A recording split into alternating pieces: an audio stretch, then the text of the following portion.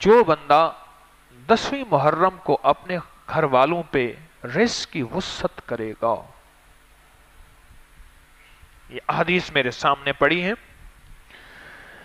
یہ حدیث میرے سامنے پڑی ہے، حضرت ابو ہریرہ رضی اللہ تعالیٰ عنہ اس کے راوی ہیں۔ آقا نے فرمایا جو عاشورہ کے دن اپنے اہل و عیال پر کھانے پینے کے سلسلے میں فراغی اور وسعت کرے گا، اللہ پورے سال کا 1 سال کا وسیع رزق اسے عطا فرما دیں گے۔ 1 سال کا وسیع رزق وسعت کرے گا۔ خواتین کو اسراف نہیں کرنے چاہیے، لیکن ایسا بھی نہ ہو کہ گھی بھی پوچھے کہ 1 چٹانک گھی تھا، بتایا کہاں لگا، یہ چینی کی پڑیا جو آئی تھی یہ کہاں خرچ ہوئی۔ بعض شوہر ایسے ہوتے ہیں، میرے پاس ایک خاتون آتی تھی، مر گئی بیچاری، کوئی میرے خیال میں 12-13 سال آتی رہی، 12 بوڑھی ہو گئی، مجھے کہنے لگے میرا شوہر مجھے رزق خرچہ نہیں دیتا اور مجھے ستاتا ہے، سسکاتا ہے اور مجھے پریشان کرتا ہے۔ اچھا پہلے میں سوچتا رہا کہ ایسی بیچاری کہتی ہے، ناشکری عورتوں کے مزاج کا حصہ ہے، لیکن کچھ عرصے کے بعد جب حقائق سامنے آئے تو ساری عمر سسکتے سسکتے سسکتے آخر کار بیچاری قبروں میں جا کے سو گئے اور قبروں میں چلی گئے، قبروں میں جا کے سو گئے، سسکتے سسکتے سسکتے۔ بہترین بیوی وہ ہے جو شوہر کے مال کی حفاظت کرے، وہ بہترین بیوی ہے جو شوہر کے مال کی خیانت نہ کرے، اور بہترین شوہر جو ہے جو بیوی پہ اعتماد کرے، اور بیوی پہ اعتماد کرے اور اس کو ساتھ دے، اور بچوں پہ تنگی نہ دے تنگے، اور بچوں پہ تنگ دستی نہ دے۔ مجھے ایک خاتون بیٹھی تھی، میں زیادہ الفاظ کو بڑھا نہیں سکوں گا کیونکہ مجھے آگے اجازت نہیں دیتے الفاظ۔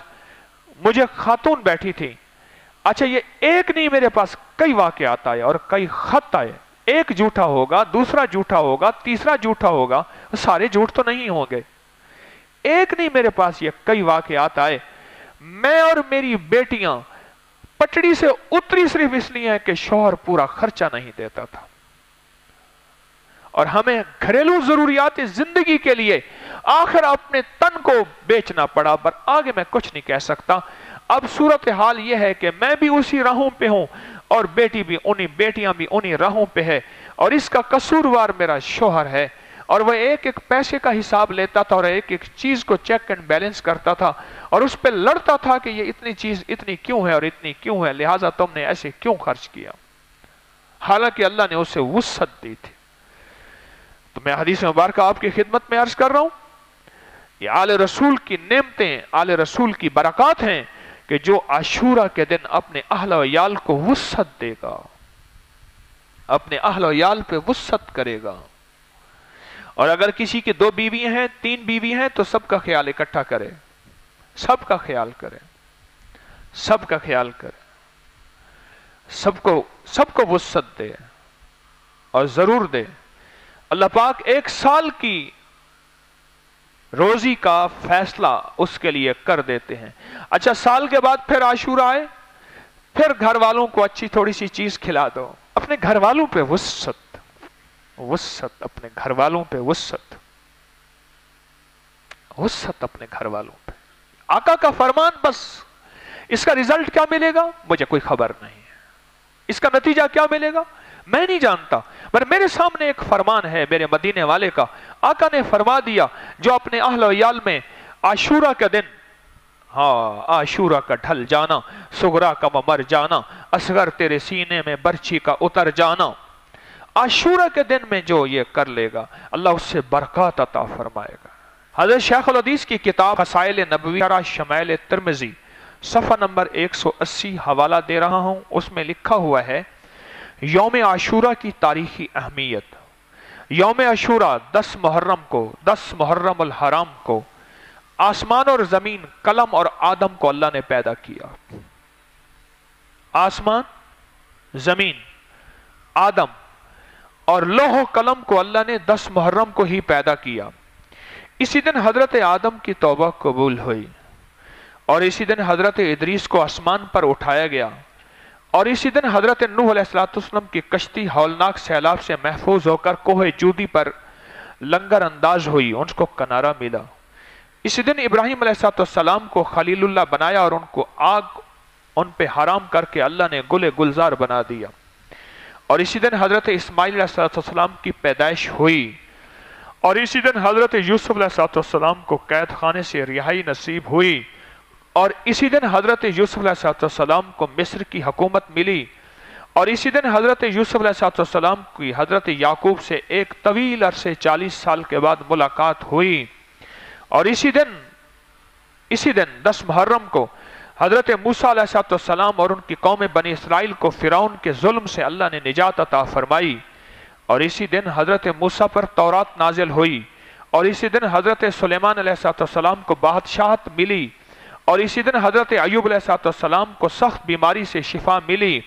और इसी दिन हजरत यूनुस अलैहिस्सलाम को 40 रोज मछली के पेट में रहने के बाद अल्लाह ने नजात अता फरमाई। और इसी दिन हजरत यूनुस की कौम की तौबा कबूल हुई। और इसी दिन उनके ऊपर से अजाब टला। और इसी दिन हजरत ईसा अलैहिस्सलाम की पैदाइश हुई। और इसी दिन हजरत ईसा अलैहिस्सलाम को यहूदियों के शर से अल्लाह ने निजात दिलाकर आसमानों पर उठाया। और इसी दिन दुनिया में पहली बारान रहमत नाजिल हुई। दुनिया में सबसे पहली बारिश रहमत वाली इसी दिन नाजिल हुई। और इसी दिन कुरैश काबा गिलाफ डालने की तरतीब बनाई। काबा पर गिलाफ की तरतीब इसी दिन बनी।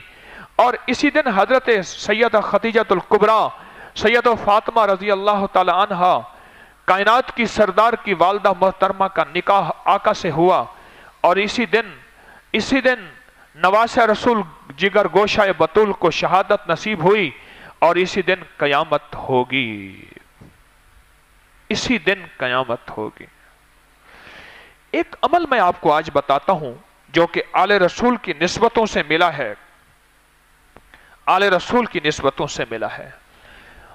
जो शख्स 9 जिलहज्जा और 10 मुहर्रम का रोजा रखेगा, अल्लाह पाक जल्ल शान हो उसको 9 नेमतें अता फरमाएंगे। अब ये दिल पे लिखते जाना, पढ़ते जाना, लेते जाना। शायद मेरी जिंदगी में पहली दफा मैं ये चीज बता रहा हूं, क्योंकि मेरे हर वजीफे और अमल का रिकॉर्ड नेट पे मौजूद है, रिकॉर्ड है, सारा मौजूद है। 9 जिलहज्जा का रोजा और 10 मुहर्रम अल हराम का रोजा जो शख्स रखेगा, अल्लाह पाक उसको क्या नेमतें अता फरमाएगा? अल्लाह सबसे पहले उसको खलवतों की नेमतें अता फरमाएगा।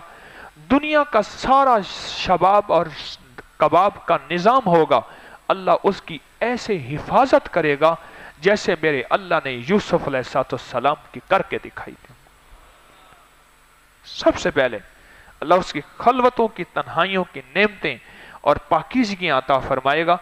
और इसका अगला फायदा यह है कि अल्लाह उसके दिल को वसाविस से पाक करेगा। और इसका अगला फायदा यह है अल्लाह उसकी नजर को, जिस्म को, दिल को अपनी मोहब्बतों के लिए कबूल कर लेगा। और हाँ, ये कोई आखिरी फायदा है और बड़ा फायदा है। मैं अक्सर दुआओं में एक बात करता हूं कि अल्लाह हमारे दिलों को अपनी मार्फत के लिए कबूल फरमा। रब उसके दिल को, उसकी आंखों को, उसके जिस्म को, उसके जज्बों को अपनी मोहब्बत और मार्फत के लिए कबूल फरमाएंगे। और इसका अगला फायदा 9 जिलहज्जा और 10 मुहर्रम का रोजा रखेगा, अल्लाह पाक जल्ल शान हो उसके वजूद को ऐसा नूरानी बनाएंगे, उसके नूर से बिछड़े हुए मिलेंगे, उसके नूर से जो बिखरे हुए वह इकट्ठे होंगे। और उसके नूर से जो अल्लाह और उसके हबीब से दूर हो गए हैं वह अल्लाह और हबीब के गुलाम बन जाएंगे। यानी दूसरे लफ्जों में अल्लाह उसको नूर हिदायत अता फरमाएंगे और उसकी हिदायत की रोशनी से इंसानियत को रोशनी मिलेगी और इंसानियत का कुफ्र टूटेगा और आलम को मदीने वाली मोहम्मद और आले मोहम्मद की गुलामियां नसीब होंगी। सारे पढ़ो अल्लाहुम्मा सल्ली अला मोहम्मद व आले मोहम्मद। और इसका अगला फायदा यह है अल्लाह उसकी नस्लों में ऐसे बंदों का चुनाव करेगा जो उम्मत के लिए रहबर बनेंगे और उम्मत के लिए रहनुमा बनेंगे।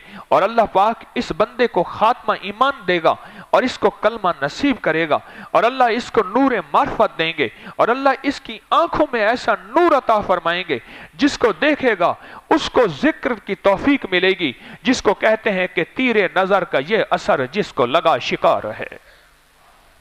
اللہ نور عطا فرمائیں گے، اللہ نور معرفت عطا فرمائیں گے۔